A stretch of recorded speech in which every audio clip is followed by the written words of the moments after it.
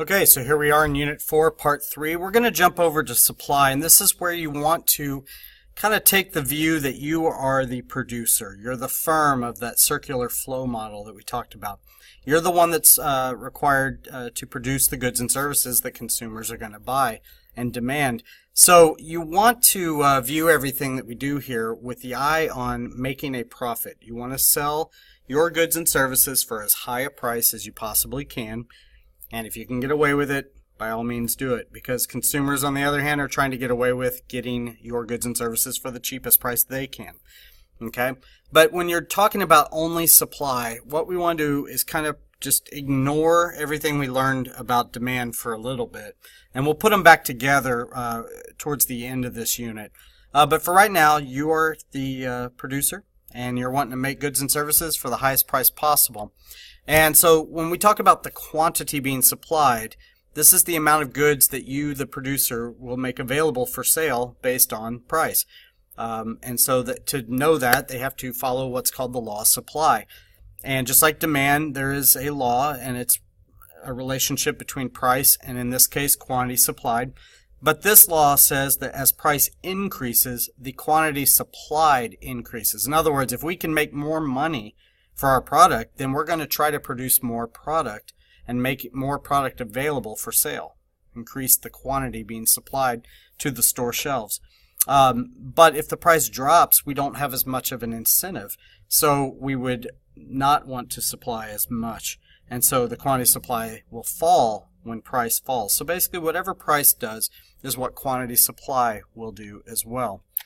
Okay, so just like demand, we can kind of chart this, looking at the price of pizza like we did before, only now there's all the prices, nothing's changed, but you can see that this is the amount of slices of pizza that we, the pizza makers, are going to be putting out there for sale. If pizza's selling for $1 a slice, we're not that enthusiastic. So we're only going to make about 100 slices per day if we were an individual pizza place. Now, if we counted up all the pizza makers in a particular market, you can see that for $1 a slice, there's 1,000 slices being supplied in that market per day. Okay. If the price increases from $1 to $3, we as an individual pizza shop may increase from 100 to 200 slices of quantity supplied, but the market might see an increase up to 2,000 from 1,000. So this is just applying the law of supply and seeing it in a table, a schedule. And like demand, we can then take the information in this schedule and then we can graphically demonstrate it into a curve, which we'll get to in a second. Now, I do want to jump back into elasticity, which we learned about for demand. It does slightly exist here for supply, and it's just a measure of how, in this case, suppliers, I know it says consumers there, but it should say how suppliers will react to a price change. And you need to know that at the bottom there is the important part. Elasticity of supply is always inelastic in the short run. Prices go up, it's always going to take a little time for suppliers to catch up. So if prices increase and you run, let's say, a hair salon where you cut hair, it's easier for you because if you keep going, it says producers who provide services are typically more able to become elastic. So it's easier for a hair salon, for instance, if they want to take advantage of higher prices, to get a few more chairs in there and hire a few people, than it would be, let's say, if you ran a hotel and the prices go up because the Super Bowl is being held in your town and you want to take advantage of the high prices. You can't just, create more rooms. There's too many codes and restrictions and building permits and everything else that would be required to actually physically build more rooms. So most of the time you won't see supply increase and take advantage of those changing prices. Not that the businesses won't want to, but we still can measure it, and just like before, elastic if the formula yields a result greater than 1, inelastic if it's less than 1, and unitary elastic if it equals 1. So I need to introduce something here as well. We keep saying price, which is what we will charge for our good to the customer, and it's what the customer will pay to buy that product. But we also have to discuss cost. Okay, cost is what a business has to pay to make the product. And so they have to, accumulate land and labor and capital. And so any of the cost involved with making the product becomes a concern, because whatever the price is, they have to at least cover their costs to break even and to stay in business. Now, profit is the goal, and that'd be when you can charge a price that is more than the cost, and then anything extra would be, of course, profit. And one of the biggest costs of doing business for a producer is labor. Okay, and so one of the things that labor is going to try to do is have what's called increasing marginal returns. They want more output every time they hire a worker than when they previously hired a worker. So as you look at this chart, as you increase from 0 to 1 worker, you went from making, in this case, 0 beanbags at a factory to 4 beanbags per hour. So your marginal product of labor was 0 for 0 workers, but when you added that first worker, you gained a marginal product of labor of 4. You increased your production by 4. Now, when you hired the second worker, now all of a sudden you're able to produce 10 beanbags. So now you increased your labor output by 6. And so you went from 4 to 6. This is increasing marginal returns. And you'll keep increasing every time you hire a worker, as long as there are jobs to do for everybody. And we call that specialization. And so when you maximize specialization, that's where you're going to see increasing marginal returns reach its goal, but it's also going to begin to fall afterwards. Okay, so if you look at when we hired from one worker to 2 worker, we increased from 4 beanbags marginal product of labor to 6 beanbags. And that's how we went from 4 total being made to 10 total. And then when we hired that third worker, we increased it by 7. Okay, so our marginal product of labor was an increase of 7. That's where we reached the goal of specialization. And we know that because when we hired the 4th worker, when we went from 3 to 4, we did increase overall output from 17 to 23, but the increase was only 6 additional beanbags when previously we had just been at 7 additional. So what you're seeing here is decreasing marginal returns. It's still increasing the output, but at a diminishing rate. Now, when you get down to the 8th worker, you can see that no longer are we seeing an increase. There's probably too many workers, they're getting in each other's way or that sort of thing. And you're actually seeing a negative marginal return when we hire the 8th worker. And you can see that -1. We're actually decreasing our total output from 32 per hour to 31.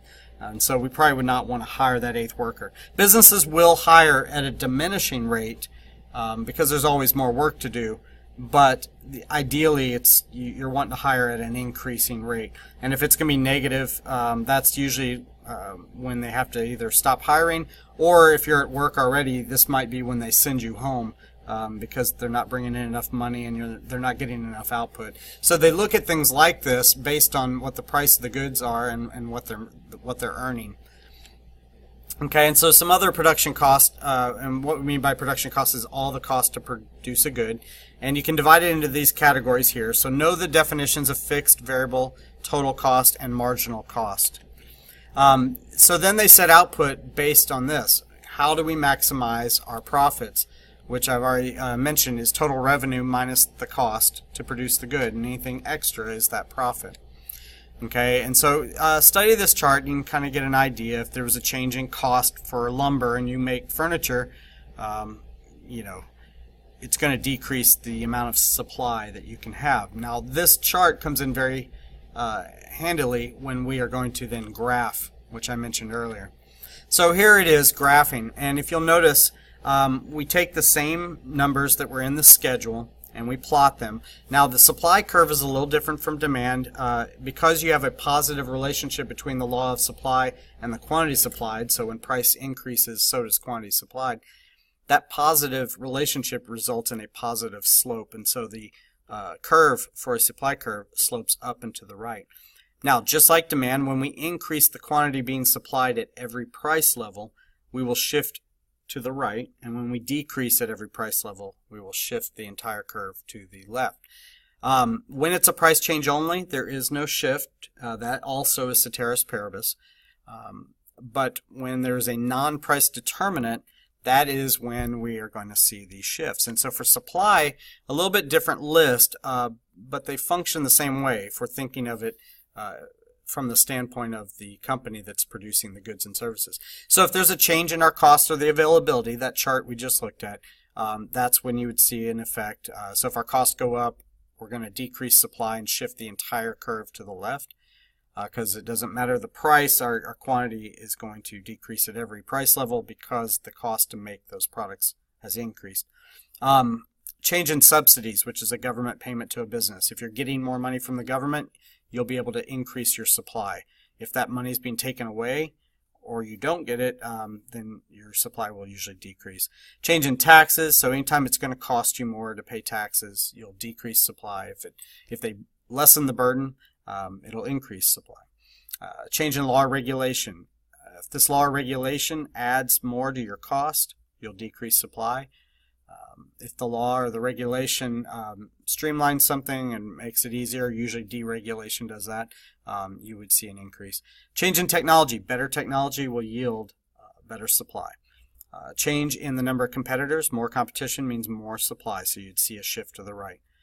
Change in the global economy. If something happens overseas that affects our production here at home, that will have an effect. So if we get raw materials from another country and it's easier to get them because of what happened in the world, that will help us supply more. Okay?